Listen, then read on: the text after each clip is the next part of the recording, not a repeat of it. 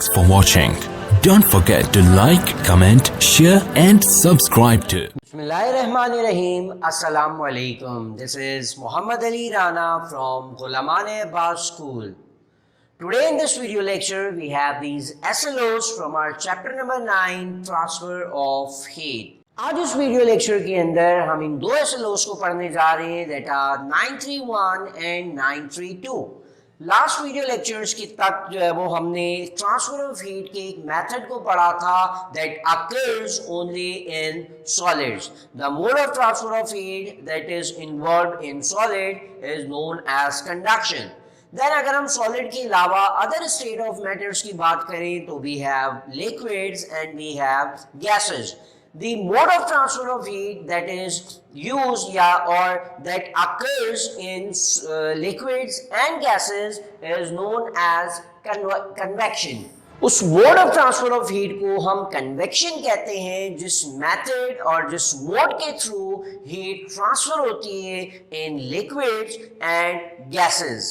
सो इस video lecture के अंदर हम उस मेथड को स्टडी करेंगे कि how does heat flows in liquid and gases by the process of convection. So एक बात हम अंडरस्टैंड कर लें that this process of convection only occurs in fluids. ये जो प्रोसेस है कन्वेक्शन का वो सिर्फ और सिर्फ किसमें होगा? It occurs in fluid and by fluid we mean liquids and gases. तो फ्लूइड से हमारी मुराद है लिक्विड्स एंड गैसेस. सो जब भी हमें लिक्विड्स में से हीट ट्रांसफर होती हुई दिखे या जब भी हमें गैसेस में से हीट ट्रांसफर होती हुई दिखे, so the process that is involved in those state is known as convection. तो अब हम सीखते हैं कि how does a convection occurs in liquids and in gases. So as we know that liquid and gases are the poor conductors of heat. This means that the process of conduction does not occurs in liquid and gases. Conduction का process liquid और gases में नहीं होता. That's why we call it poor conductor of heat. और जब conduction का process नहीं हो रहा, इसीलिए another method is used in this states of matter जिसे हम आज यहाँ इस lecture के अंदर discuss करेंगे. हमने अपने किचन्स में देखा होगा कि हम मोस्टली जब लिक्विड को हीट करते हैं तो लिक्विड को हीट करने के लिए हम किसी यूटेंसिल्स का यूज करते हैं, उसमें लिक्विड को हीट करते हैं. और आफ्टर सम टाइम अगर कुछ टाइम बाद हम नोट करें तो जो हीट है जो हम स्टोव के थ्रू दे रहे होते हैं वो हीट पूरे लिक्विड में डिस्ट्रीब्यूट हो जाती है और लिक्विड जो है वो हीट अप हो जाता है. So the process involve in that liquid is known as convection. इसी तरह से सबने हॉट एयर बलून्स देखे होंगे जिसमें हमारे पास एक बहुत ह्यूज सा बलून होता है और जिसकी बेस में जो है वो हम एक फायर सोर्स लगाते हैं, वहाँ फायर को बर्न करते हैं और फायर के बर्न होने की वजह से वो हॉट एयर बलून जो है वो इजीली एयर के अंदर मूव हो सकता है या एयर के अंदर फ्लोट हो सकता है. So the phenomena that is involve in that hot air balloon is the same, that is convection.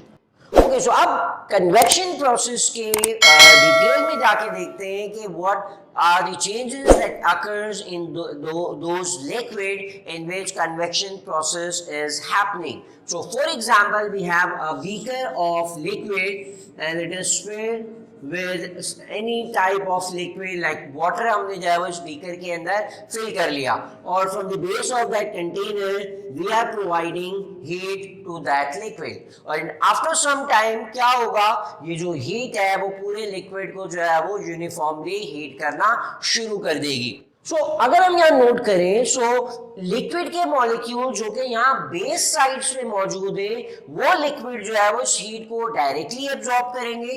For example these are the liquid that absorb heat directly from the base of that beaker. ये वो molecules हैं जो कि heat को directly absorb कर रहे हैं. अब जब हीट को डायरेक्टली एब्जॉर्ब कर रहे हैं so after absorbing the heat क्या होगा, we know that every substance expands on heating. हर सब्सटेंस चाहे वो लिक्विड हो, गैस हो, सॉलिड हो, ये हमेशा एक्सपेंड होते हैं. सो जब हम हीट करेंगे इस लिक्विड को तो इस लिक्विड के मॉलिक्यूल्स एक्सपेंड हो जाएंगे. और what does I mean by expansion, that in molecules का स्पेसेस बढ़ जाएगा, लिक्विड का जो वॉल्यूम है वो इंक्रीज हो जाएगा and we know that density is equals to mass per unit volume. अगर किसी सब्सटेंस का वॉल्यूम इंक्रीज हो जाएगा तो उसकी डेंसिटी ऑटोमेटिकली डिक्रीज हो जाएगी because density and volume are inversely proportional to each other. तो इट्स मीन कि थ्रू आउट द लिक्विड, जो कि एक सेम लिक्विड है जिसकी डेंसिटी यूनिफॉर्म, जिसकी डेंसिटी कांस्टेंट होनी चाहिए थी, जब हमने उसको हीट किया और वो हीट डायरेक्टली बेस वाले मॉलिक्यूल्स ने एब्जॉर्ब की, तो वो हीट एब्जॉर्ब करने से मॉलिक्यूल्स एक्सपेंड हो गए, लिक्विड का जो वॉल्यूम है वो इंक्रीज हो गया and by increasing the volume the density of that liquid decreases. तो यहां मौजूद जो लिक्विड है, इन मॉलिक्यूल्स की या इस लिक्विड के मॉलिक्यूल्स की डेंसिटी डिक्रीज हो गई and the remaining part of the liquid is still dense liquid. बाकी जो रिमेनिंग लिक्विड है वो अब भी जो है वो डेंस है। सो क्या होगा जब दो लिक्विड जिनकी डेंसिटीज डिफरेंट हो और उनको एक साथ एक कंटेनर के अंदर पोर कर दिया जाए। सो वी नो दैट जो लाइट लिक्विड है या जो लाइट ऑब्जेक्ट्स होते हैं वो हमेशा ऊपर की तरफ मूव करते हैं and the more dense liquid और high dense liquid move below the low dense liquid. So ये मॉलिक्यूल्स जिनको हीट मिली है, हीट एब्जॉर्ब किए, these molecule will start to rise up the liquid। यहां जो मॉलिक्यूल्स मौजूद है वो लेस डेंस होने की वजह से अपवर्ड डायरेक्शन में मूव होंगे और जब वो मॉलिक्यूल्स मूव हो रहे हैं अपवर्ड डायरेक्शन में due to difference in densities, तो these molecules also carry heat energy with them. तो वो जो मॉलिक्यूल्स हैं जो कि अपवर्ड डायरेक्शन में या हाई डेंस एरिया की तरफ मूव कर रहे हैं, वो अपने साथ जो है वो हीट को भी लेकर जा रहे हैं। वन मोर थिंग, जब ये मॉलिक्यूल्स ऊपर की तरफ मूव हो गए तो ये जो स्पेस थी जहां पे वो मॉलिक्यूल्स मौजूद थे, उस स्पेस का क्या होगा? So the molecules will take place of these molecule sides में, और जो रिमेनिंग कोल्ड लिक्विड के जो मॉलिक्यूल्स हैं वो इन हॉट लिक्विड के मॉलिक्यूल्स की स्पेस को ऑक्यूपाई कर लेंगे और जो हॉट लिक्विड के मॉलिक्यूल्स हैं वो अपवर्ड डायरेक्शन में राइज हो गए। इट्स मीन जो टेम्परेचर लिक्विड का यहां राइज हुआ था वो टेम्परेचर या वो हीट लेके मॉलिक्यूल्स अपवर्ड डायरेक्शन में मूव हो गए, तो यहां मौजूद जो लिक्विड है अब उनका टेम्परेचर भी राइज हो गया। इस तरह से जो कोल्ड एरिया से मॉलिक्यूल्स आए थे इस रीजन में, due to difference in density, again वो हीट को एब्जॉर्ब करेंगे, हीट एब्जॉर्ब करने से एक्सपेंड हो जाएंगे, वॉल्यूम इंक्रीज होगा and by increasing the volume density of that area will decrease, और डेंसिटी कम होने की वजह से they will again rise up into the liquid और जो रिमेनिंग कोल्ड मॉलिक्यूल्स है वो इन हॉट मॉलिक्यूल्स की जगह को ऑक्यूपाई कर लेंगे। So in this way the whole part of the liquid is heated। अगर हम conduction और convection को compare करें, so we know that conduction process के अंदर molecules अपनी space को नहीं छोड़ते थे, सिर्फ उनकी vibration का amplitude increase हो जाता था and they pass out their energy to their neighboring molecules। वो अपनी position पे रहते हुए vibrate करते हुए अपनी energy को transmit करते थे to their neighboring molecules। Unlike in this convection जिसमें जो molecules heat को absorb कर रहे हैं, वो heat absorb करने के बाद वो molecules खुद energy को लेके और cold part की तरफ move कर रहे हैं, जबकि conduction के अंदर ऐसा नहीं होता था। So this mode of transfer of heat is the transfer of heat by the actual movement of molecules। ये जो transfer of heat का method है, it is due to the actual movement of molecules। molecules खुद energy को लेके cold part की तरफ move करते हैं और उस कोल्ड पार्ट के रीजन का जो टेम्परेचर है वो राइज हो जाता है। So, जिस तरह हमने लिक्विड की एग्जांपल लेके कन्वेक्शन के प्रोसेस को एक्सप्लेन किया, द सेम मेथड और the same process occurs in gases के अंदर भी अगर हम गैसेस को हीट करते हैं like the air above the surface of the liquid, वो डे टाइम के अंदर हीट अप हो जाती है और नाइट टाइम के अंदर जो है वो कोल्ड हो जाती है। So this transfer of heat in air also occurs by the process of convection। इसी लिक्विड को हीटिंग के प्रोसेस को अगर हमें ऑब्जर्व करना है by simple experiment, so what we can do is we can take a beaker of water जिसके अंदर हमने कुछ क्रिस्टल्स पोटेशियम परमैंगनेट के पुट कर दिए। पोटेशियम परमैंगनेट एक ऐसा केमिकल है जिसको जब हम लिक्विड के अंदर या ट्रांसपेरेंट लिक्विड के अंदर डालते हैं तो इट रिलीजेस कलर। जब हम उसको सोल्यूशन फॉर्म कर लें तो ये डार्क पर्पल कलर का जो है वो सोल्यूशन फॉर्म कर लेता है। सो विदाउट हीटिंग हमने कुछ क्रिस्टल्स है वो पोटेशियम परमैंगनेट के यहाँ इस लिक्विड के अंदर डाल दिए, जिससे होगा क्या कि जब हम उसको हीट करेंगे तो हीट करने से ये जो मॉलिक्यूल्स मौजूद है यहाँ लिक्विड के वो हीट अप होने के बाद इसी तरह लेस डेंस होके अपवर्ड डायरेक्शन में मूव करेंगे। So this crystal will also move in the upward direction with the liquid molecules. और जब ये क्रिस्टल्स पोटेशियम परमैंगनेट के अपवर्ड डायरेक्शन में मूव करेंगे so they make a colour trail of their path. जब ये पोटेशियम परमैंगनेट के molecules ऊपर की तरफ मूव कर रहे होंगे तो उनके पाथ के ऊपर एक कलर ट्रेल फॉर्म होगी, जिससे हम ये आइडेंटिफाई कर सकते हैं that the transfer of heat is taking place in the liquid bye the process of convection and this process occurs due to difference in densities। ये जो प्रोसेस है वो सिर्फ इसलिए हुआ मॉलिक्यूल्स हीट को लेके अपवर्ड डायरेक्शन में सिर्फ इस वजह से मूव हुए because there is a difference of densities.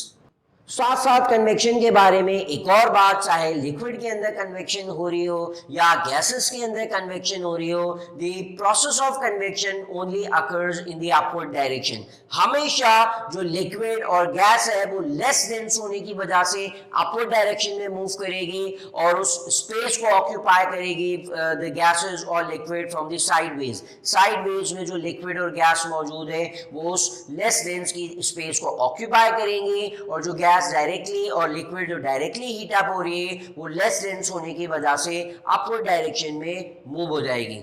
इसी कन्वेक्शन के प्रोसेस को देखें डेली लाइफ के अंदर, तो जिसमें अगर हमने लैंड ब्रीज और सी ब्रीज देखी हो तो land breeze and sea breeze का जो फिनोमेना है, लैंड ब्रीज जो कि लैंड से सी की तरफ मूव करती है in the day time and the sea breeze that flows from sea to the land in the night time. ये जो ब्रीज का फ्लो होना है it is due to convection process. इसी तरह से जो पैराग्लाइडर्स हैं जो कि विदाउट इंजन जो है वो एक ग्लाइड करते हैं एयर के अंदर, they use the convection current in air. Similarly कुछ बर्ड्स भी हमने देखे होंगे that fly in very high altitude. वो बर्ड्स भी जो है वो अपने एक फ्लाइट लेने के बाद जो है वो अपने विंग्स को एक्सपेंड कर देते हैं और वो एयर जो कि लैंड से अपवर्ड डायरेक्शन में मूव हो रही होती है जिसे हम कन्वेक्शन करंट या एयर करंट कहते हैं, उस करंट का यूज करते हुए पैराग्लाइडर्स और साथ साथ ये जो हाई एल्टीट्यूड पे फ्लाई करने वाले बर्ड्स हैं वो इनका यूज करते हैं। तो अगर हम जो है वो कन्वेक्शन करंट की एग्जांपल जैसे मैंने अभी बताई लैंड ब्रीज और सी ब्रीज उसको देखें, तो for example on a hot day और डे टाइम, तो हॉट डे या डे टाइम में क्या होगा कि लैंड जो है वो जिसकी स्पेसिफिक हीट कैपेसिटी लो होती है as compare to the water present in the sea. Water की स्पेसिफिक हीट कैपेसिटी बहुत ज़्यादा हाई होती है जिससे वो ज़्यादा अमाउंट ऑफ हीट एब्जॉर्ब करता है बट टेम्परेचर उसका बहुत ज़्यादा राइज नहीं होता। सो लेट्स सपोज जो लैंड के अबव जो यहाँ पर एयर मौजूद है, बिकॉज लैंड जो है वो लो स्पेसिफिक हीट होने की वजह से वो जल्दी हीट अप हो जाएगा और the air above that land will also heat up। जब ये एयर हीट अप हो जाएगी तो सेम प्रोसेस होगा जिस तरह लिक्विड के मॉलिक्यूल्स एक्सपेंड हो गए थे, सिमिलरली यहाँ जो एयर मौजूद है एयर भी जो है वो एक्सपेंड हो जाएगी, air will become less dense और लेस डेंस होने की वजह से it will move in the upward direction. तो यहाँ से ये अपवर्ड डायरेक्शन में मूव हो जाएगी एयर और यहाँ जो मौजूद एयर थी वो अपवर्ड डायरेक्शन में मूव हो गई। सो the air above the sea that is cold as compared to the air above the land। so इस एयर की जगह जो है वो सी से फ्लो होने वाली एयर या सी से फ्लो होने वाली जो ब्रीज है वो इसकी जगह ले लेगी. So this breeze is known as sea breeze, जो कि डे टाइम में फ्लो करती है from sea to the land. And the reason behind is the difference in densities of the air. और ये जो डिफरेंस है डेंसिटी का वो क्यों आया? We know that the land specific heat capacity of land is very low as compare to the water. So the air above the land heat up very quickly as compare to the air above the sea, जिसकी वजह से land के above जो air मौजूद है वो rise up हो जाती है due to decrease in density, और उस एयर की जगह ले लेती है द ब्रीज और the air that flows from sea to the land. इसी तरह से अगर हम कोल्ड नाइट्स की बात करें या सिंपल नाइट टाइम्स की बात करें, तो जिस तरह डे टाइम में the air above the land and air above the sea वो जो हीट अप हो जाती है डे टाइम में, इसी तरह से नाइट टाइम में वो कूल डाउन होना शुरू होती हैं. सो अगर हम एयर अबव द लैंड और एयर अबव द सी को कंपेयर करें, तो जिस तरह स्पेसिफिक हीट कैपेसिटी लो होने की वजह से डे टाइम में एयर अबव द लैंड जल्दी हीट अप हो जाती है as compare to this air above the sea. So night time में बिल्कुल इसी तरह से लो स्पेसिफिक हीट कैपेसिटी होने की वजह से the air above the land cools down very quickly as compared to the air above the sea.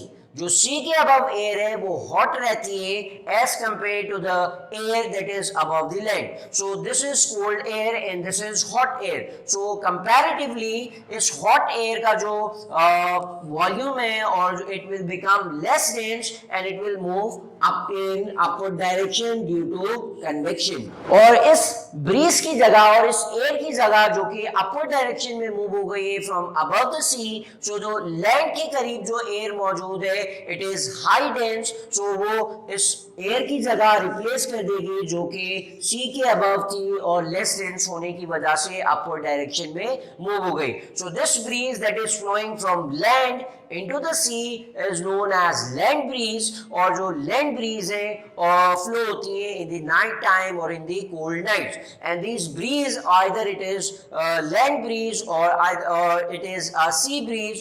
They both breeze occurs due to difference in densities, and difference in densities से जो transfer of heat का process है जिसे हम convection कहते हैं. So here we come at the end of our class. इसमें हमने इस convection के process को सीखा, that how convection process occurs or how convection current flows in different fluids. जिसमें liquids की भी हमने बात की, जिसमें हमने gases की भी बात की. इसके अलावा कुछ और examples भी mention की जहां इन convection currents को use करके paragliders हैं या फिर जो high altitude पे fly करने वाले birds हैं वो इन convection current का use करते हैं. इसके अलावा भी we can find various examples in a daily life where we are using convection current. So this is it for today's class. Inshallah, I will see you in the next video lecture with some other topics from this chapter, transfer of heat. Till then, this is Muhammad Ali Rana taking off from this class. Allah Hafiz.